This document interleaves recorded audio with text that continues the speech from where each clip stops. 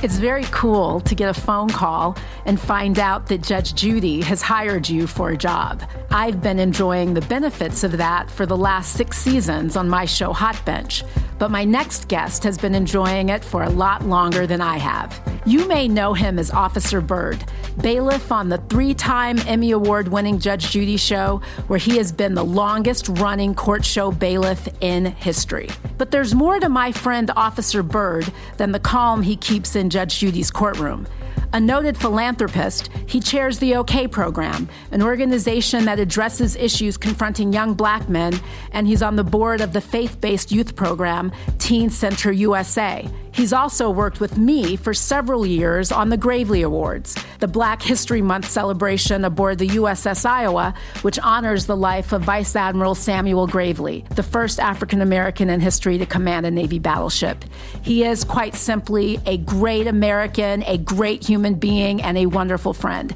Please welcome Officer Byrd. Welcome. Hey, what's up? Congratulations to you, sir, on your most recent Emmy nomination. I'm pulling for you. Tell us a little bit about your path. You were working in family court in Manhattan when you met Judge Judy. Yes. Did you know her when you were working in court together? Oh, were yeah. you a bailiff in her actual courtroom then? Yeah, probably the most interesting judge I worked with at that point was Judge Judy. I remember doing intake part with her. What's intake part? What does that intake mean? is an arraignment part in family court, and when you come into intake A, they just kind of get you in, give you a date, and ship you out, ship you over to the clerk's office. So whenever a judge would rotate into that part and she would have intake for that day, that judge would also have to do some of their cases, that were ready to go. And you would have to at least start the trial. And just watching her go through her stuff, she's one of the sharpest judges I've ever met. And I've met a lot of judges in my life. But just watching her move through that system in Manhattan Family Court, which, I have no idea how many people they see per year, but it's a lot of people, 8 million people in New York. So you can imagine the courts are like jam-packed. And she just had a way of cutting through the nonsense, because they're ready for trial and they're ready to demand this. And, and she's just looking, going, listen, we got to keep this system moving. And so let's not have any crap here, counselor. Let's move along, I think as somebody who's known her for a long time and certainly knew her before she was on her TV bench, I mean, I know her not as long or as well as you do, but I think we can both attest to the fact the judge who we see on TV, that's real. That's not a TV brand. In the words of Flip Wilson, what you see is what you get. And that's how she was in Manhattan when you were working with her in Manhattan. When she did the 60 Minutes segment, they knew. I mean, they had seen that there was something special about this judge, so special that we need to put her on 60 Minutes. We need to let the rest of the world know that she exists. And I've since seen that interview, and it's just her. It's her then, it's her now. And the rest is history. She got her show, and we both got jobs. That's Yay! right. That's right. But backing up from there, after you're working in family court in Manhattan, you then moved to the Bay Area. You moved to California and became a U.S. Marshal. In 1990, I went to work for the U.S. Marshal Service as a court security officer there. Pretty much sort of like getting my feet wet on the West Coast, having some job. And I did that for like 3 years. What was it like being a federal marshal? Were you pursuing fugitives across state lines? No, I was pursuing people across the lobby of the of 450 Golden Gate in San Francisco, the federal building. It was actually just working as a court security officer in that capacity. So I did that for 3 years. And then I got an opportunity to become a high school campus supervisor. Some kind of way I always wound up working with kids.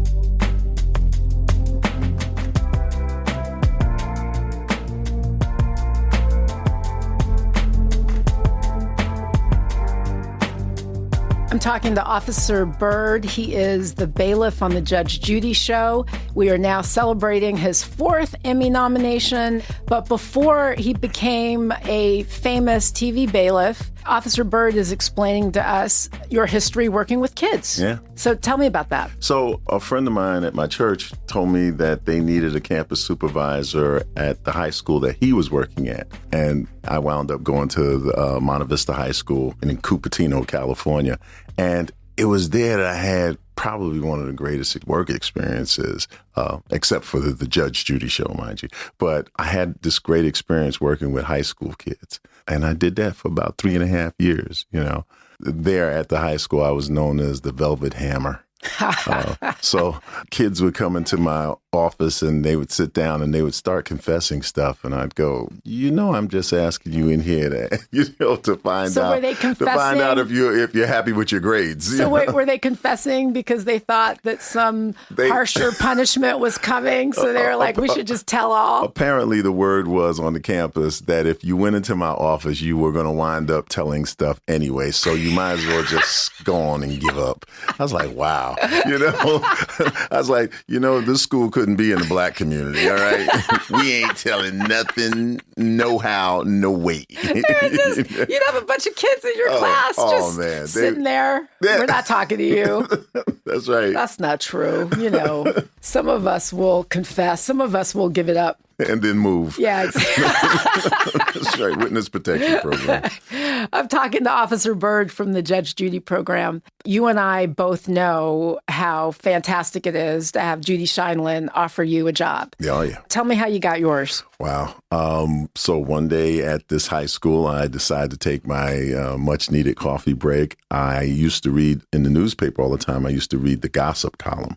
Liz Smith, who has since passed on, but I would read her gossip column and she would talk about what was going on in New York and on Broadway and in the movies and with different stars and everything.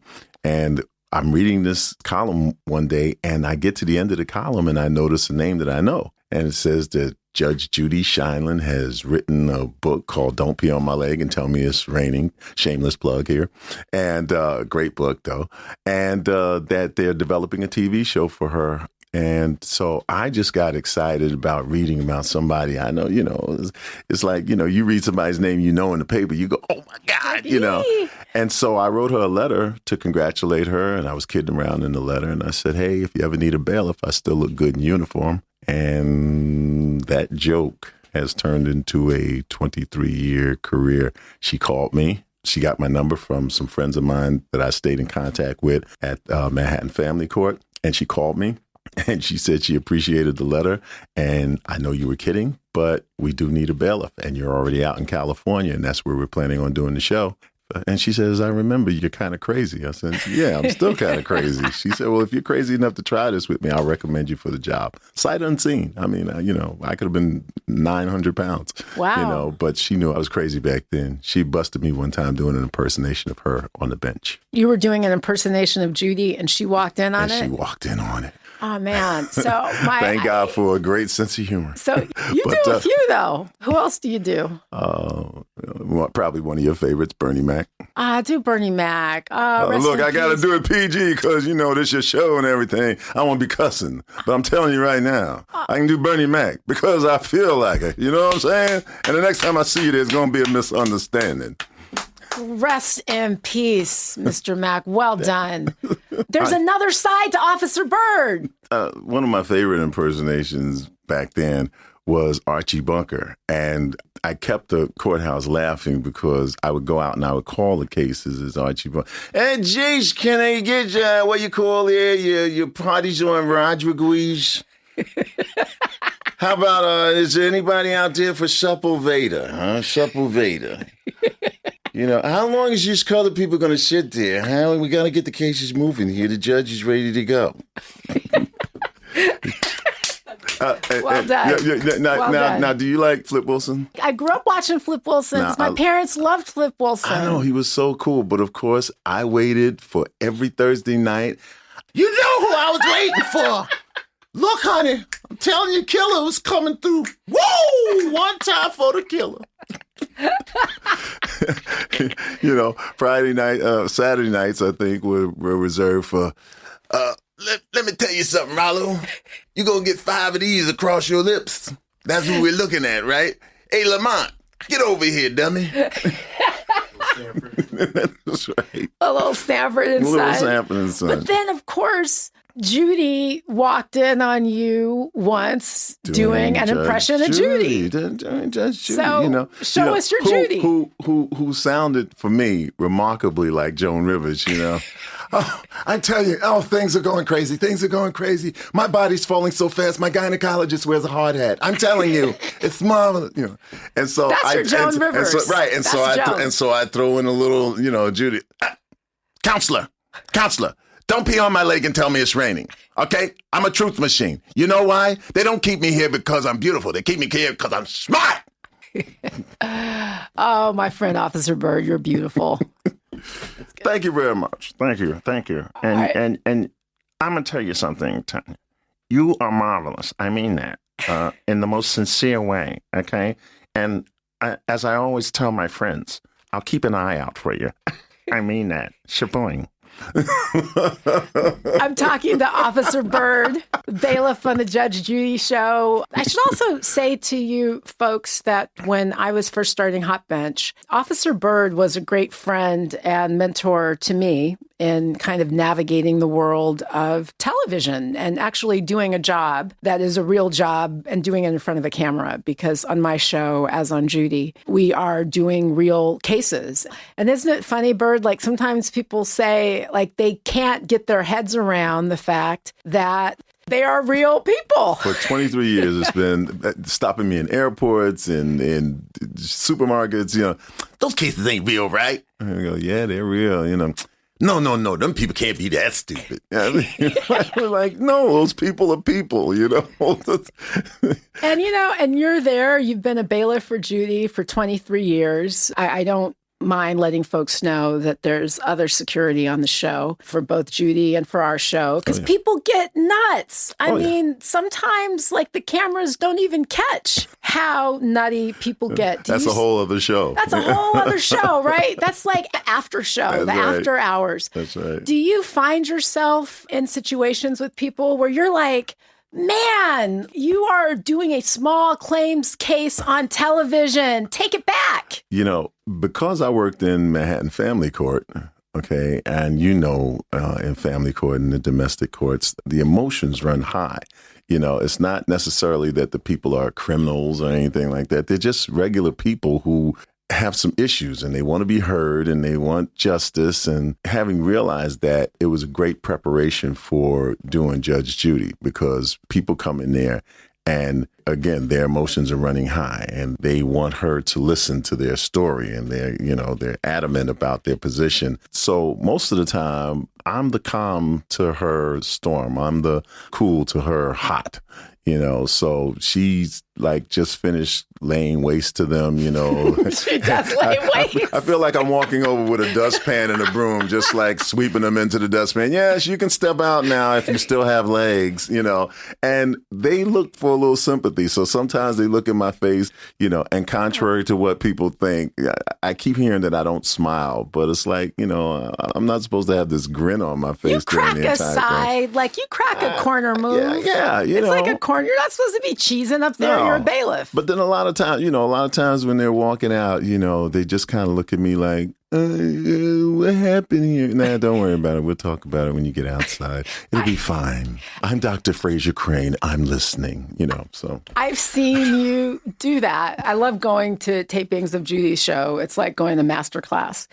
I'll see her like really just shut somebody down. They're just saying something ridiculous. They've got no evidence. She just shuts it down. She will not, give you a lot of room or a lot of time to just upload more nonsense. And so she shuts somebody down. And then it's like, as you say, it's like they're just deflated. The case is over. She's long left the bench. They're standing there looking sad. And then in comes Officer Byrd. And it's like, kind of like gently ease them in their pool of sadness down out the door. In the midst of their dismay, I try to deliver a little dignity. You do give them a little bit. On your way out. Yeah, you give them the On your way out this way, to the right.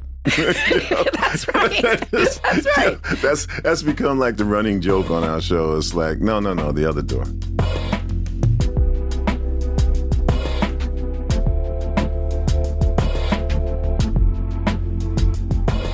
I want to shift gears for a minute. Sure.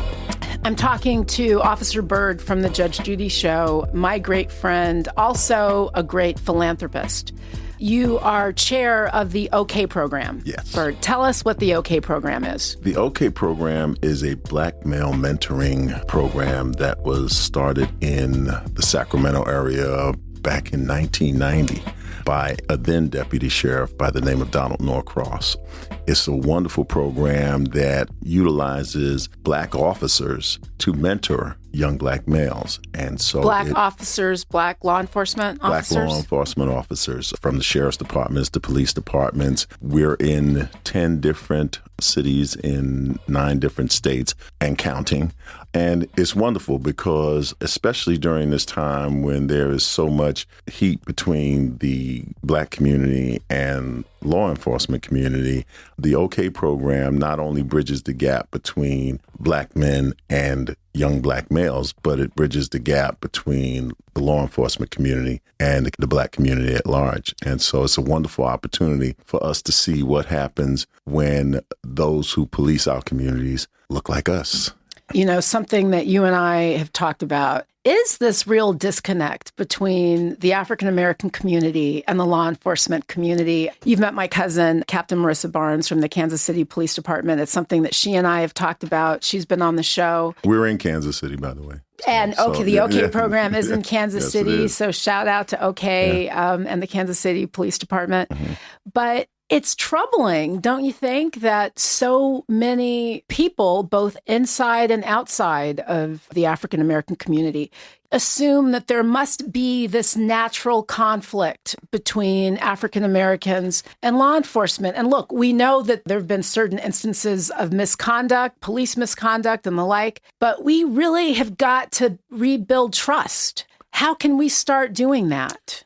A couple of things. When we started putting officers in vehicles, that really separated them from the community. Instead of just having them walk the beat, you mean? Yeah, walk the beat. Get to know the people, get to know Mrs. Johnson and Mr. Jenkins, who owns the store down the block, and young Jamal, get to know the people in the community because you're outnumbered. You're really outnumbered. And these are the people that you want in your corner if anything goes down.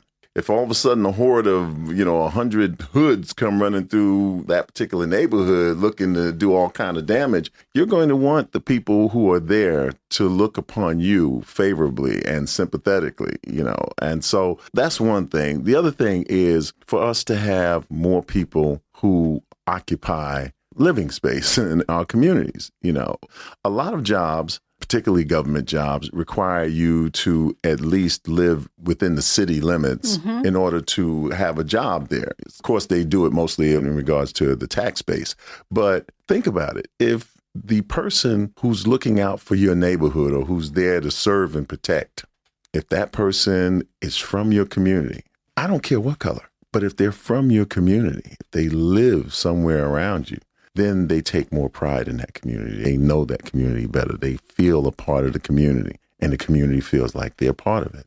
One of the things that I think is so wonderful about the OK program is that it has the potential to counter what a lot of people describe as the adultification of young Black kids. People look at our 5, 6, 7-year-old kids, and there's a lot of data on this that indicates that when people see young Black kids, they see them as older. They see young Black boys as threatening and dangerous. They see young Black girls as not as innocent or aggressive. It's like we've turned them into grown folks when they're just kids. How do we give our children their childhoods back? It's a Pandoras Box type of situation. Once it's open, it's pretty hard to shut it back. Our kids are now connected by phone. Okay. You and I grew up, if you wanted to make a phone call, you asked for permission. Yeah. And I remember when I was starting a date and, you'd be on the phone and my mother would come in there and you're on the phone and you ain't saying nothing. You just, yeah. My mother would be like, are you talking to her?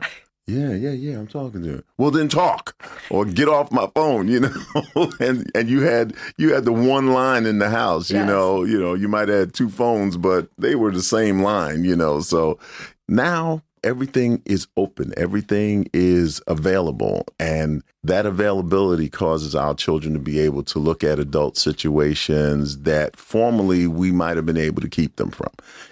When my kids were young, my ex-wife was adamant about blocking on the television certain, like I remember I wanted to see an R-rated movie, and I had to go and ask her what was the code, because she was like, no, they won't be watching any R-rated movies. Or, if they were going over their friend's house, she made sure to talk to the parents like, yo, they're not to be up at night just watching any old thing. So you exercised some type of control. You wanted to keep them children for a while so that they could develop naturally and organically the habits of adults. Nowadays, it's all out there. It's all out there. Again, how do you put it back in the box? You can't. So what you have to do is you have to actually give them more information. Let's put it this way. If the devil is over here and he's got all this stuff out there, what are you going to counter it with? Like, oh, no. Don't look at that. Don't look at that pornography. No, don't smoke that. No. Come here. Let's sit down. Let's be open and honest about what you're going to be facing. And realize that your choices are your own and your consequences are your own. That's what we have to do. And it's rough, man. I mean, like, we can't let them have a childhood. Chris Rock said, man, the space is getting smaller and smaller. Said, it used to be go from this block to that block. Now you can go from this gate to that gate. So after a while, see the kiddies just hopping in a circle, So you can't keep them from what's out there, but you can prepare them for what's out there. And that's one of the issues that I have with our schools and our institutions, our religious institutions, our recreational institutions, is we don't have a rite of passage. Kids don't know when it's time to stop being kids. So what we're doing is we're kind of guessing they may be around 13, 14 years old, but either we're expecting more from them or we're expecting less from them. You got to pick your poison. What's it going to be? If we're going to expect more from them, let's arm them with more knowledge. Let's give them more wisdom that they can draw their conclusions from. They can make their choices, informed choices. But if we don't do that, then what we're doing is we're sending them into a gunfight with a knife and going, hey, do the best you can.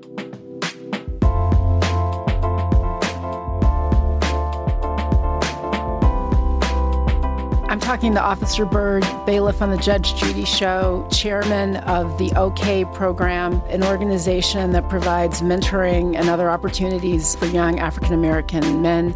Tell me, how is the OK program breaking down some of the barriers between law enforcement and the African-American community, especially the kids in our community who we need to look up to cops and who we need to respect cops and who need to feel like they are respected by cops? How do we start to heal some of these very open wounds? One of the things is there's a saying, kids don't care how much you know until they know how much you care. And so one of the things is, okay, when our police officers are being trained, it's a us and them sort of attitude, So your suspects are everybody out there. Everybody out there is a potential danger to you. And so now we're going to put this uniform on you. We're going to put this bullseye on you, because remember now you got the uniform on. Everybody knows who you are, but you don't know who everybody is. So we send you out there and we're sending you into enemy territory, right? You don't know these people. There'll be some people that are friendly, but most of the people you're going to have to watch your back. Well, when you walk into that situation, how high strung are you? How nervous are you? How panicked do you have to be?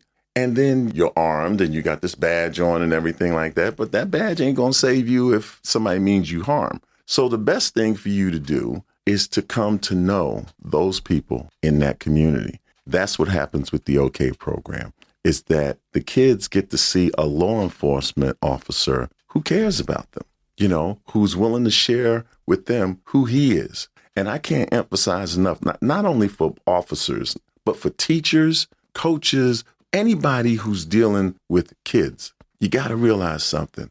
They don't give a damn about who you are. Okay, unless you give a damn about who they are.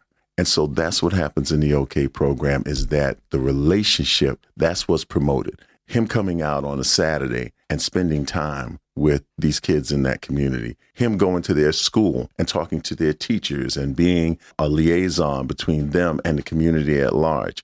You know, if somebody has a problem, hey, you can call me if you're having a problem. Yeah, you know, if somebody's trying to get my brother into this gang and stuff like that, I don't know what to do.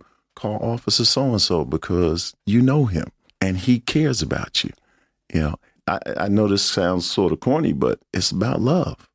If you think that the person that's duty bound to protect and serve you actually has your best interest at heart, you don't mind having a relationship with him. It's going to change your whole perspective. It'll change the way you walk down the street. Yep. It'll change the way you look at law enforcement who are serving, who are patrolling, who may ask you questions. And you can't BS them. And that's the other thing. You can't BS them because it's like, I'm from where you're from. Yes. I had the black mama who, you know, like went upside my head when I spoke out of turn or disrespected somebody. You know, and I came to her with the same crap. Mama, I failed because that teacher don't like black people. I remember telling my mother that when I was a kid. You know, my mother said, oh, okay, I tell you what, tomorrow morning we'll go down there and we'll have a discussion with that teacher. And I spent all night like wide awake, like, oh my God, she's going down tomorrow. And my mother would always say this, you know, and folks, this is not abuse. This is how black mamas raise their children. She said, oh, by the way, if you're lying to me, I'm going to whoop your butt in front of the class. Like, wait a minute. I didn't sign on for this, you know. And the next day we're walking to school and I said, wait a minute, Mom. I got to tell you something. It wasn't the teacher. It was me. It was me. And my mother just looked and she went, okay. And she turned and she started to walk back towards the house. And she went, oh, by the way, I turned around. She said, I'm going to whoop your butt when you get home. It's like, at least it ain't in front of the class. See, now we know where the velvet hammer got it from. That's it. That's it, now man. Use my mother's style. That's right.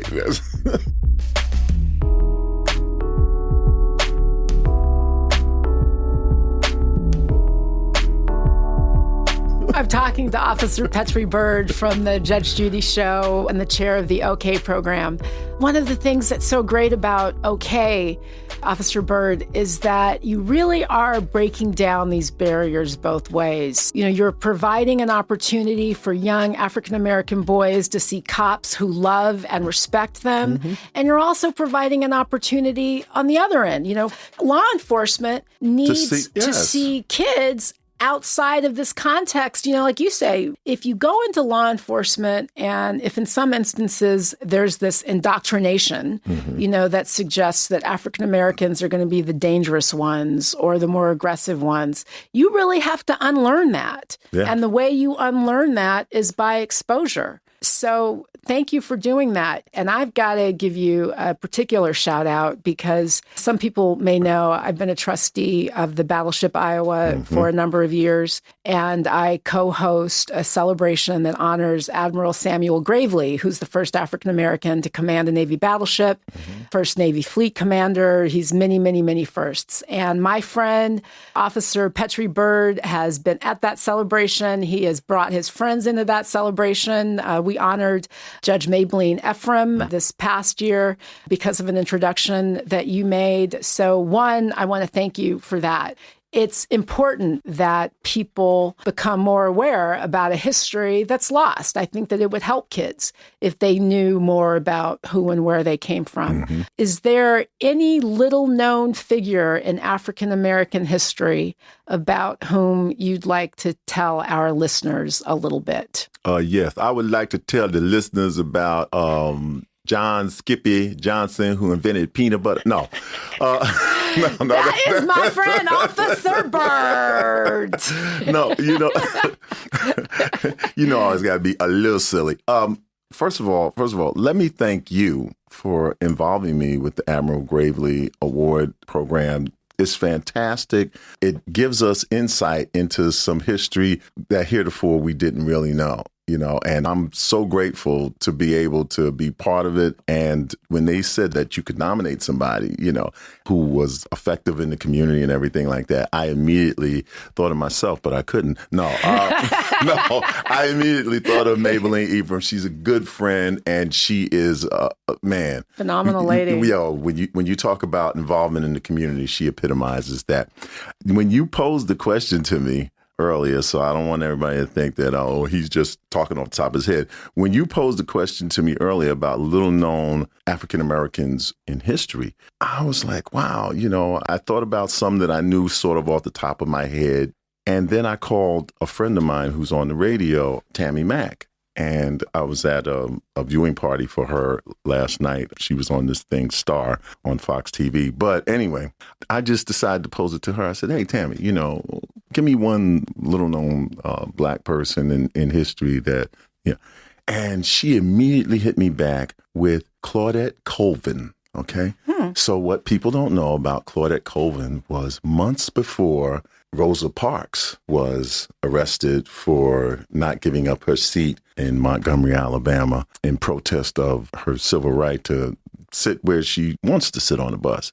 There was this woman, Claudette Colvin. She was a teenager. She was pregnant, and she refused to give up her seat, and she was arrested.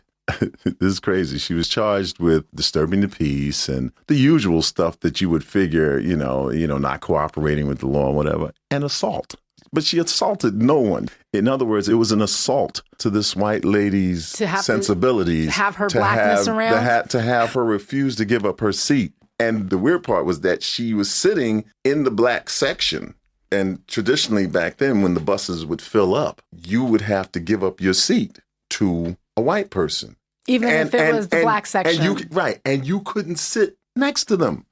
So the bus driver came back there for one white lady, and said, oh, all four of you have to get up and move. And so three of them got up, and Claudette Colvin refused to move. And they didn't use her, to trumpet the civil rights movement around because she was teenage and she was pregnant, and it was, rumored that she was pregnant by a married man. So I think that everybody should know about her. This 15-year-old girl who did it before Rosa Parks. They should know about her because your heroes aren't always perfect, but it doesn't stop them from being able to accomplish heroic things. And so, to your listeners out there, if you think that, that you're not worthy, check out Claudette Colvin, Colvin. Check her out. And she's still alive. She's still alive and living in the Bronx, New York. And she was part of the NAACP youth program back then. It was reported that she said, "You are violating my civil rights." I believe she said, "a constitutional rights." And so she was very, very heroic. And I'm going to find her. We should find her, yeah. I'm going to New York next week. Let's go find her. Yeah. See if we can have her on. I would love that. That would be incredible. That would be a real honor. So I have one for everybody. Somebody who is a big hero of mine, and I just feel like we don't hear enough about him, is Robert Smalls. Robert Smalls was born an enslaved man in South Carolina. He stole a Confederate battleship. He sailed it past a number of Confederate checkpoints. I want to say it was 5, 6, or 7. He was able to disguise himself as the white captain of the ship by putting the brim of the captain's hat over his face so they couldn't see him. That's how brothers break it down. That's how brothers break it down. He wore the hat. He wore a big brim and put his brim down. He picked up his family on the way, and then some of the other enslaved people who were also a part of this escape. Then they delivered this Confederate battleship, the Planter, to the Union Army. And the battleship had been used by the Confederates to capture Fort Sumter. So when Robert Smalls, the escaped enslaved person, stole the Confederate battleship, he actually ended up also delivering to the Army a lot of valuable war material. And then he later on served in the South Carolina legislature and bought the plantation where he had been a slave. So I encourage everybody, let's all know a little bit more about everybody's history. We have got a beautiful history, all of us, and we would do better to remember more of it. To my friend, Officer Byrd, you do me a great privilege by being on the show. Love what you do on TV. I love what you do in the real world. I love how you are bringing opportunity and access to people. Keep it up. I love it. Thank Tanya, you. You're wonderful, and keep doing what you're doing. This is beautiful. Thanks. Come back soon. I will.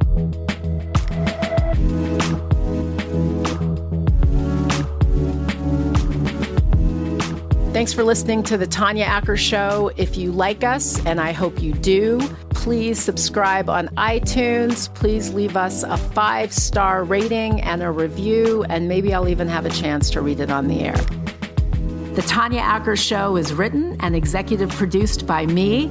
Our editor is Roland T.A. Our composer is Evan Cunningham, and our production assistants are Chris Embry and Rachel Robillard. Our production consultant is Mike Agavino, and we record our program at the Network Studios in Culver City. Thanks for listening, and we'll see you next time.